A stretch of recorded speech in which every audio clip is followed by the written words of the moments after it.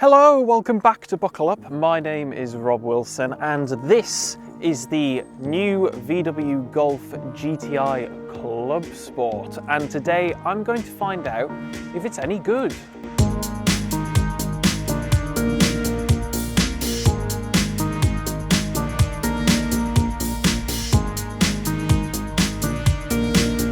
Right at the front, and the main difference between this car and the normal GTI is the lower part of this bumper. So basically all of the black bits that you can see are different and new for this Club Sport model. All of the air intakes and that lovely gloss black front splitter as well. Other details that you get on the GTI normally now are the light up VW badge, the red detailing on the grille, of course your GTI badge, and these IQ lights, which at night can see like 500 meters. It's crazy.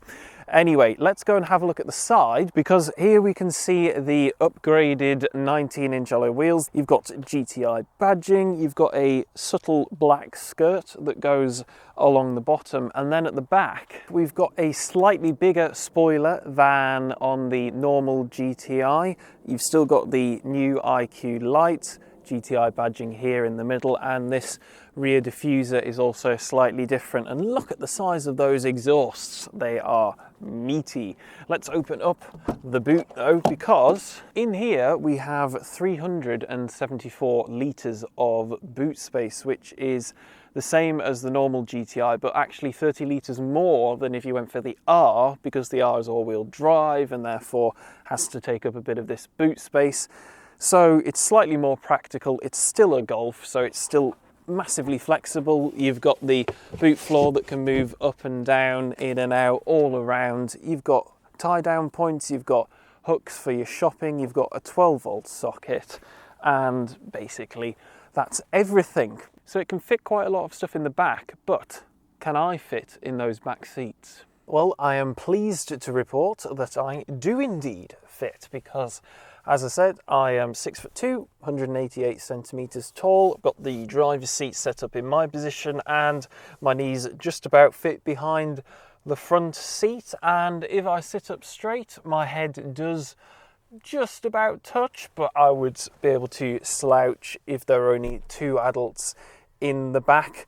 The middle seat is quite narrow and high, and there is a hump in the floor as well, with not much in the way of foot room either side, so I wouldn't want to be 5 up in here. In terms of some of the practical features we've got here in the back, we've got 2 pockets on the top of the seats where you can pop your phone. We've got normal seat back pockets on both of the front seats. In the middle we've got your air conditioning, and you do have the ability to control the temperature back here, so you do have your own climate. And below that there are 2 USB-C charging points. Now the middle seat, as I say, I wouldn't bother using, but I would put the armrest down because there are 2 cup holders, and if I want to, I can fold this down and it becomes through loading. So if you've got a pair of skis, if you're a skiist, or I don't know, plank of wood, Christmas tree, something, you need to travel with 4 people in the car and a long item, you absolutely can do that. And this is where the Golf makes sense, because a hot hatch is supposed to be both naffing fast and very practical, and this one is. Of course, you've got your ISOFIX points on the outer seats as well. Goes without saying, you've got nice big door pocket here in the back, and it's felt lined so things won't rattle around. Little details that VW do that just puts it a cut above the rest. But I'll go and head up front now and see what's going on there. Right up here in front, and let's talk about all of the nice GTI things that I can see. So I've got my nice GTI steering wheel with my red accents, my red stitching. I've got these lovely GTI seats with the script embossed into it. These are the optional seats with the Alcantara suede, whatever you want to call it, on, so nice and grippy, don't move about when we're going around corners. I've got a massive 12.9 inch screen, 13 inch screen, let's call it, in the middle. And I'm glad to say that this is now fixed. If you had the old Mark 8, this is now being updated and it works.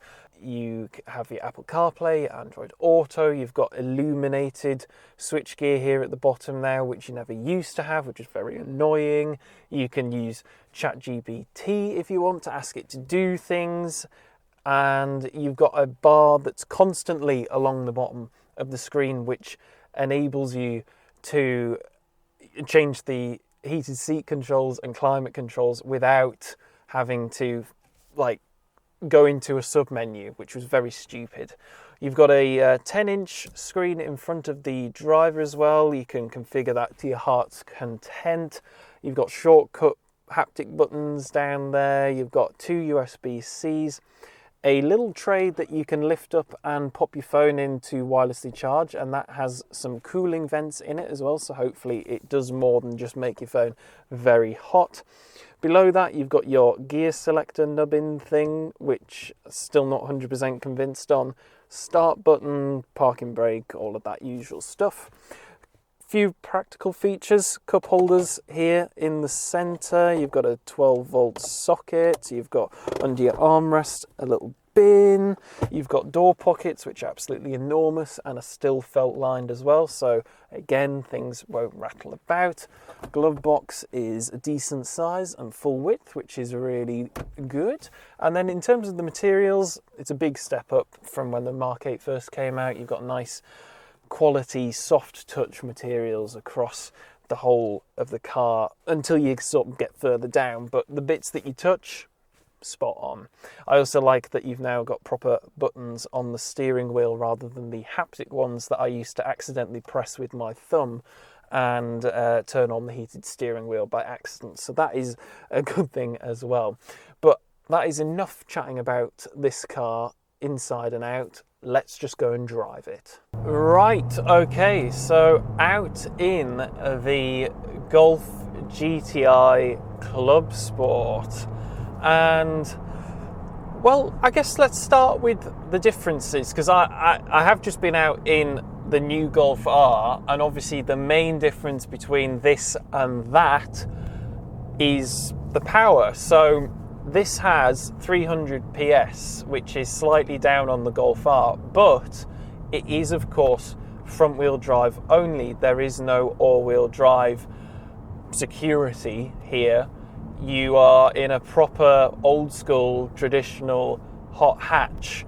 So, obviously, they need some sort of trick differential up front to stop it wildly understeering and torque steering.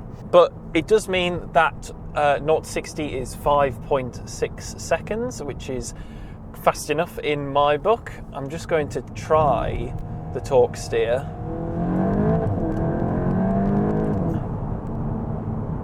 Yeah, there is no pull one way or the other from the steering when you mat your foot into the carpet. So that is very impressive given how much power there is going through the front wheels. So we've got a top speed of 155, or if you go for the performance pack, then you can increase that to 166 as an option, although I really only think that's necessary if you're going to be spending a lot of time on the Autobahn. 400 newton meters of torque as well, which is not as much as the Golf R again, but it still feels plenty fast enough to me, especially for a GTI. Like, this is peak GTI. It doesn't get faster or more hardcore than this at the moment. There's potential that there could be a Clubsport S. There has been in the past, so watch this space, I guess. In terms of the boring stuff, you should get about 38 miles to the gallon on a WLTP cycle, but not when I'm driving, you don't. It's more like 30. But that's still pretty respectable for a car with this amount of power, and I'm sure that if you were just spending a lot of time on motorways, that would be vastly improved. But here, today, now, on country roads in Britain, I'm not really in the mood for hypermiling. So, with that in mind, we'll give it a quick blast along some country roads.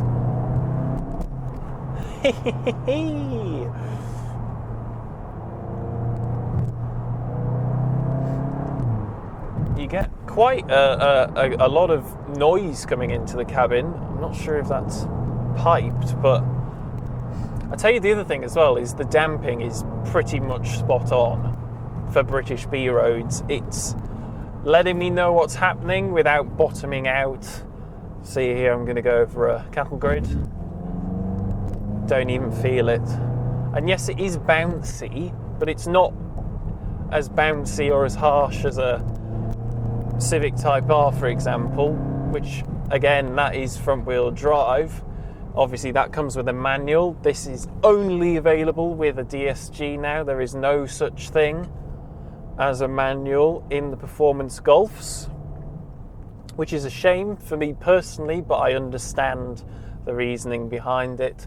And if you want to buy a manual, then I'm afraid it costs a heck of a lot of money, because this is £41,000 and the Civic's basically 50. So quick man math suggests there might be a problem.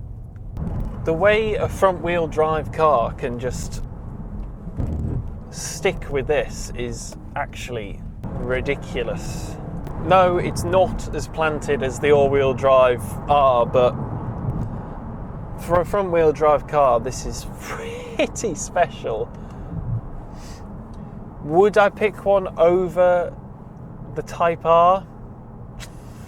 That is a tricky one, because I really love that car, and especially the fact it has a manual gearbox. But this is nearly £10,000 cheaper than that, and that really cannot be ignored. So depends how rich you are, I guess. Brakes are good as well. It's got that like initial bite, that eagerness, but it's not jerky. And when you settle it down back into just normal drive, not fannying about with the sport mode and loud exhaust and stuff like that, it's completely civilized. And that's the one thing that the Golf has always really had, especially when it's in its performance forms, is that it really can be all things to all people. It's practical, it's easy to use, it's reasonably fuel efficient, and if you press the sport button, then it becomes a complete and total out and out hot hatch. It's bloody brilliant. Anyway, I think what I shall do now is head back and do a conclusion for you. Right, well then, that is the GTI Clubsport driven, and as I think you may have guessed, I do have a bit of a soft spot for fast Golfs. So I really like this car.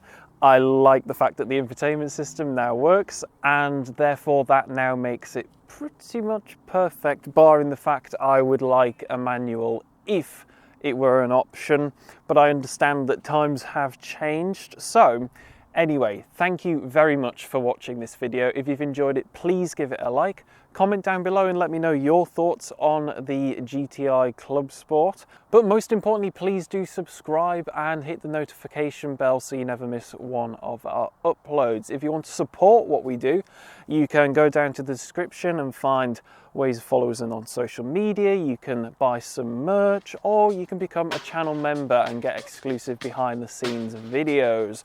But thank you again, and I will see you next time. Goodbye.